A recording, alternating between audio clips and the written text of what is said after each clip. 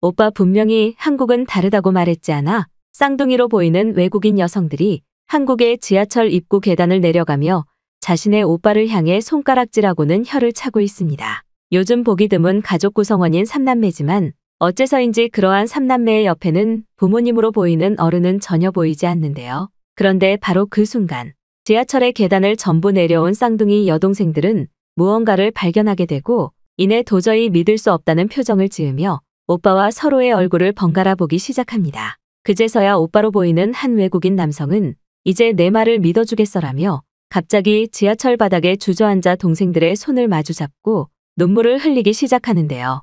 과연 외국인 삼남매는 이곳 한국의 지하철 상가에서 무슨 일을 겪은 것일까요? 안녕하세요. 저는 칠레에서 온 삼남매 중 제일 막내인 라페르테라고 합니다. 칠레라는 나라와 저희 이름이 조금 생소하실 수는 있지만 저에게는 자랑스러운 한국 이름인 지영이라는 이름도 가지고 있기에 저를 알고 있는 친구들과 사람들은 대부분 저의 칠레 이름보다는 지영이라는 한국의 이름으로 불러주고 있는데요. 저희 가족은 지영이라는 이름을 가진 저뿐만 아니라 태영이라는 이름을 가진 오빠 그리고 민영이라는 이름을 가진 저희 언니로 이루어져 있습니다. 매우 특이하게도 한국의 끝자리 이름을 통일해 새롭게 한국식 이름을 지은 저희 삼남매는 지금은 아프고 힘든 추억이 있던 나라 칠레를 떠나 한국에서 살고 있는데요.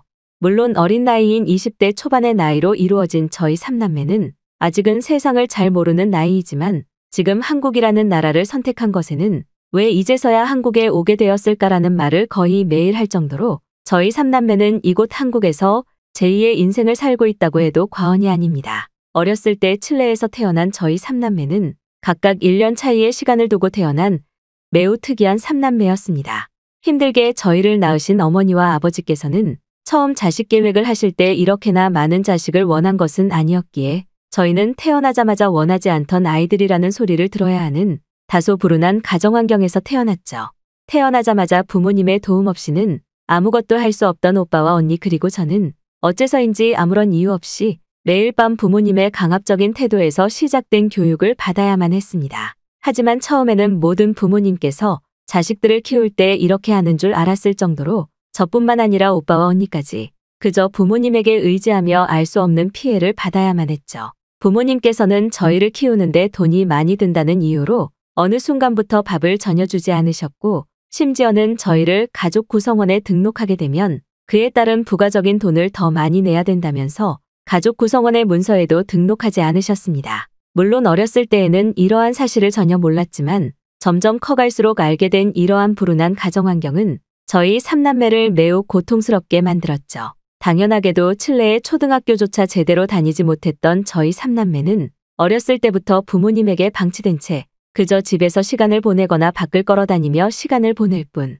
아무런 기초교육을 받을 수 없었고 받을 수 있는 환경도 아니었습니다. 시간이 지날수록 저희 삼남매는 마을에서 더러운 아이들이라고 소문이 나기 시작했고 그때쯤부터 어머니와 아버지께서는 어느 순간 아예 집에 들어오시지 않으셨죠. 그리고 바로 그 순간 저는 부모님이라는 존재가 저희 남매를 버렸다는 사실을 알 수 있었습니다. 저희의 눈앞에서 사라지기 직전 부모님께서는 아무런 이유 없이 집을 굉장히 작은 원룸 형식의 주택으로 옮기셨고 이제부터는 이곳에서 모든 가족이 함께 살자며 어처구니 없는 말까지 하시고는 자신들은 오지 않았기 때문이죠. 주거비용을 누가 지급했는지는 지금도 알 수 없는 사실이나 약 10살이 조금 넘은 나이인 그때부터 오빠와 언니 그리고 저는 살기 위해 돈을 벌기 시작했습니다. 하지만 그때 당시 칠레에서는 부모님의 동의 없이 아르바이트를 할 수 있는 곳이 많지 않았고 결국 그나마 저희 남매의 보호자라고 할 수 있던 오빠만 정식적인 아르바이트를 하며 가장의 역할을 하게 되었습니다.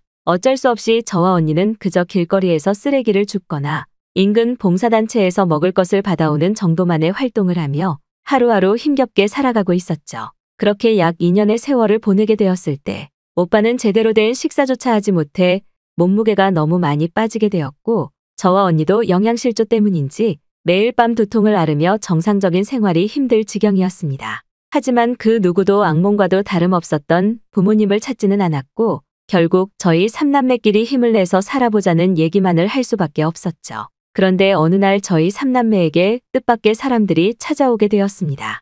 여느 때와 다름없이 오빠는 일하러 나가고 저와 언니는 집에서 휴식을 취하고 있었는데 누군가 문을 두드리더군요. 도저히 올 사람이 없어서 조금 의문스럽기는 했지만 저와 언니는 문을 열어주었고 그곳에는 약 3년 동안 저희를 버리고 사라졌었던 부모님과 정체를 알 수 없는 동양인의 부부가 있었습니다. 하지만 저와 언니는 그 동양인의 부부가 중국에서 왔다는 사람들이라는 것을 깨닫기까지 그렇게 오랜 시간이 걸리지 않았습니다. 부모님께서는 마치 저희를 굉장히 자주 만난 듯 알 수 없는 거짓말을 하며 저와 언니의 경계를 풀어주려고 했고 젊은 중국인 부부는 어색한 스페인어를 하며 저희를 입양하고 싶다는 말을 늘어놓기 시작했죠. 저와 언니는 부모님에게 너무 화가 나는 마음에 대체 지금의 상황이 뭐냐며 상황 설명을 요청했지만 부모님께서는 저와 언니를 다른 방으로 데려가더니 이렇게 해서 돈을 받으면 오빠에게도 주겠다면서 정말 부모가 맞는지조차 의심스러운 설득을 시작했고 어차피 부모라고도 생각하지 않고 있던 저와 언니는 차라리 중국인 부모에게 입양을 가서 지금의 부모님을 만나지 않는 것이 더 좋겠다는 생각에 이르렀습니다. 겉으로 봤을 때는 젊은 중국인 부부가 그렇게 나쁘게 보이지만은 않았고 그저 평범한 사람처럼 보였기에 저와 언니는 곧바로 오빠에게 전화를 걸어 상황을 알리고 집으로 와달라고 했죠. 그리고 약 15분이라는 얼마 지나지 않은 시간 오빠가 오게 되었습니다. 그렇게 오빠와 부모님 그리고 중국인 부부는 꽤 긴 시간의 대화를 나누면서 알 수 없는 고함 소리도 들려왔고 결국 부모님은 방에 있던 저와 언니를 노려보고는 집 밖을 나가시더군요. 그리고 그날부터 저희 3남매는 그 중국인 부부에게 정식으로 입양될 수 있었습니다. 오빠는 저와 언니에게 돈이 부족한 지금의 상황에서 어쩔 수 없이 입양에 동의할 수밖에 없었다는 말과 함께 그래도 서로 다른 국가의 사람이지만 부모라는 존재가 있는 게 조금이나마 생활에 도움이 될 것이라며 저와 언니를 안아주었죠. 하지만 그날 이후 저희 3남매는 전보다 더한 지옥 같은 삶을 살게 되었습니다. 칠레의 작은 마을에서 농사일을 하며 지내던 중국인 부부는 오빠와 언니를 밤낮 가리지 않고 농장의 인부로 이용하며 일을 시키기 시작했고 제일 막내였던 저에게는 매일 이른 아침 나가서 길거리에 돈을 받아오라는 명령을 하셨기 때문이죠. 알고 봤더니 그 중국인 부부분들은 농장의 값싼 노동력을 위해 저희 3남매를 입양했던 것이었고 돈을 받은 진짜 부모님마저 처음 오빠에게 돈을 주겠다는 것을 어기고 그저 도망쳐버리고 말았습니다. 밥도 제대로 주지 않는 중국인 입양 부모님의 농장일이 힘들기는 했지만 저와 언니는 그래도 어른이 있다는 사실에 알 수 없는 안정감을 느꼈고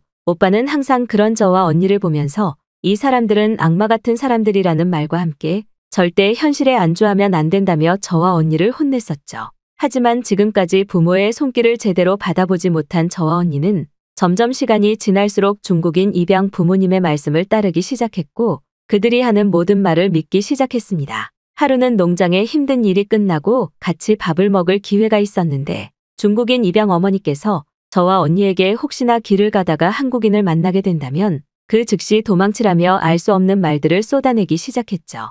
무슨 이유 때문인지 몰라도 중국인 입양 부모님은 이야기를 나눌 기회가 있을 때마다 한국은 절대 가서는 안 되는 위험한 나라라는 말과 함께 한국이 엄청난 후진국이라고 설명을 해주었고 저와 언니는 중국인 입양 부모님과 함께 지내는 약 3년여의 시간 동안 그 말을 그대로 믿게 되었습니다.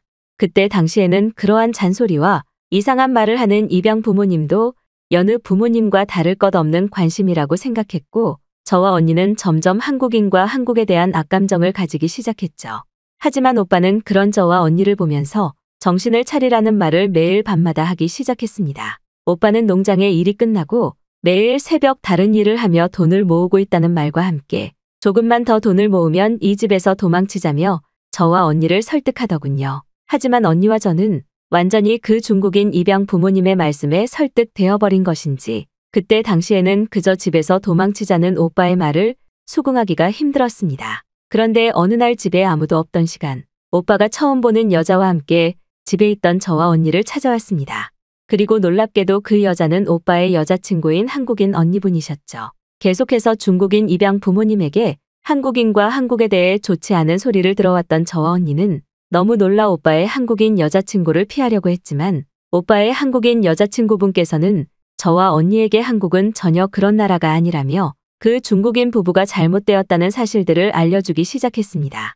처음에는 믿기 어려웠지만 한국인 여자친구분이 들려주는 경험과 핸드폰의 영상들은 정말 중국인 부모님께 들어왔던 한국이 맞나 싶을 정도로 칠레와는 비교도 되지 않을 정도로 멋진 도시였고 길거리에는 늦은 시간까지 불빛이 반짝이며 매우 안전한 그런 나라였죠. 도경이라는 이름을 가진 오빠의 한국인 여자친구분은 지금 한국에서 부모님에게 여러 개의 옷가게를 물려받아 운영하고 있는데 조금만 기다리면 지금의 이상한 중국인 입양 부모님과 칠레를 떠나 한국에서 함께 살게 될 것이라면서 놀라운 얘기들을 해주더군요. 자꾸만 저와 언니를 설득하는 오빠와 도경 언니의 이야기에 저와 언니는 점점 설득되기 시작했고 정말 죽기보다 가기 싫었던 한국이었지만 결국 약 2년여의 시간 동안 서로 돈을 모으며 정식 비자 이민을 준비하자는 계획을 세우기에 이르렀죠. 그때 당시 2년이 지나면 오빠는 20세가 넘는 나이가 되는 것이었고 저와 언니도 조금 더 성숙할 수 있는 시기였기에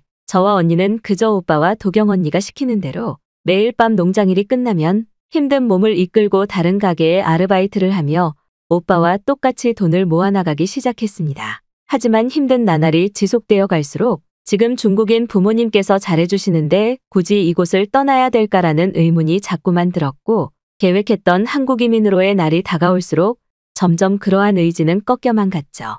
그럴 때마다 오빠의 남자친구인 도경이 언니는 저와 언니를 설득했고 결국 2년이라는 시간이 흘러 도망치려는 계획을 잡은 날이 다가오고야 말았습니다. 새벽 시간을 이용해 도망치기로 했던 저희 삼남매는 중국인 부모님께서 잠든 기회를 틈타 무사히 그 집을 빠져나왔고 그렇게 약 1시간 정도를 걸어 밖에서 저희를 기다리고 있던 도경이 언니를 만날 수 있었죠. 도경이 언니는 저와 언니를 안아주며 울음을 터뜨렸고 이제 무사히 한국으로 가기만 하면 모든 게 끝날 것이라며 저와 언니를 위로해 주었습니다. 하지만 한국으로 가면서도 만약 중국인 입양 부모님께서 말했던 것처럼 한국이 정말 더 후진국이거나 살기 어려우면 어떻게 하지라는 생각이 머릿속에서 떠나지 않더군요. 그런데 한국 공항에 도착한 순간 저는 한결 마음이 놓이면서 중국인 부모님께서 했던 모든 말이 거짓이라는 것을 알 수 있었습니다. 한국인들은 그 누구 하나 가릴 것 없이 미소를 띤 채 공항의 여유를 즐기기 바빠 보였고 이미 공항에는 저희 삼남매뿐만 아니라 수많은 관광객 외국인들이 각자의 사진을 찍으며 한국이라는 나라 자체를 즐기고 있었기 때문이죠. 짧은 공항 구경을 끝내고 도경이 언니의 손에 이끌려 도경이 언니가 운영하고 있다는 옷가게를 가기 위해 지하철에 올라탔을 때에는 사실상 인생에서 처음 이용해본 한국의 지하철이 너무 쾌적하고 조용해서 놀랄 수밖에 없었습니다. 하지만 진짜 놀라움은 거기서 끝나지 않았죠. 도경이 언니는 한국의 지하상가에서 옷가게를 운영하고 있다며 저와 언니 그리고 오빠에게 길을 안내해주며 앞장서고 있었는데 그때 저의 눈에는 이상한 물체가 보이기 시작했습니다. 아무리 봐도 처음 보는 물체에 도경이 언니에게 저게 무엇이냐고 물어보았고 도경이 언니는 살짝 미소를 짓더니 한국의 지하철과 지하상가 근처에서 운영되는 공용 공기청정기라며 설명을 해주더군요. 살면서 너무 비싼 공기청정기에 단 한 번도 사용해보지 못했는데 한국의 지하철에는 그러한 디지털적인 공기청정기 수십 대가 설치되어 있었고 실제로 한국의 지하상가는 제가 칠레에서 지내던 순간보다 더 깨끗한 공기가 피부로 느껴질 정도였습니다. 한국의 엄청나고도 깨끗한 공기청정기 공용시설에 저는 한국이 어떠한 나라인지 곧바로 파악해버렸고 언니 또한 저희 손을 잡고는 느끼는 했지만 지금이라도 선진국의 나라 한국에 온 게 무척 다행이라면서 울음을 터뜨리고 말았죠. 중국인 입양 부모님께서는 항상 한국의 길거리에는 도둑들이 판을 치고 있다며 언제나 조심해야 된다고 말을 했지만 실제 도경이 언니가 운영하고 있는 지하상가 옷가게는 상점 밖에 외부로 옷을 진열해도 그 누구도 훔쳐가지 않더군요. 오히려 그곳에 있던 지하철 이용객 한국인들은 옷이 바닥에 떨어져 있음에도 바닥에 떨어진 옷을 주워 다시 가게에 돌려줄 뿐이었습니다. 중국인 입양 부모님께서 했던 모든 말들과 한국은 전혀 정반대의 상황이 펼쳐지고 있었고 더욱 놀라웠던 것은 이러한 모든 상황이 이미 한국인들에게는 너무나 익숙한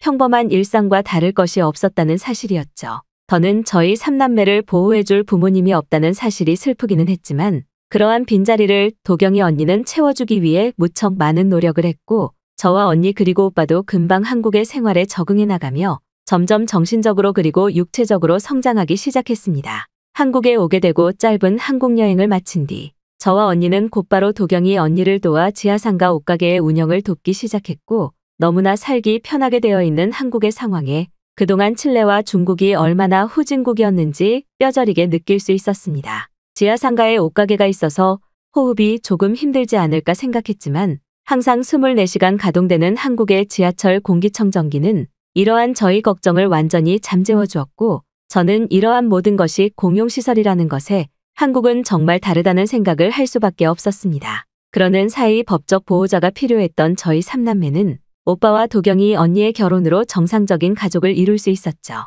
도경이 언니의 한국인 부모님께서도 우려했던 것과 달리 저희 오빠와 언니 그리고 저를 무척이나 반겨주셨고, 그동안 삶이 얼마나 힘들었겠니라며 불고기와 밥을 해주셨던 그날은 아직도 제가 힘들 때마다 떠올리는 따뜻한 기억이 되어주고 있습니다. 한국에 온 지 약 3년이라는 시간이 지나 한국식 이름도 생긴 지금 오빠는 도경이 언니와 행복하게 지내고 있고, 저와 언니는 그러는 사이 조금씩 취업을 준비하며 마음 편한 공부를 해나가고 있습니다. 취업을 해야 되는 또 다른 목표가 있기는 하지만 너무나 불안정했던 지난날의 과거와 달리 그저 공부에만 집중할 수 있는 선진국 한국에서의 삶은 그동안의 모든 아픔을 보상받는 것 같을 정도로 행복한 나날인 것 같습니다.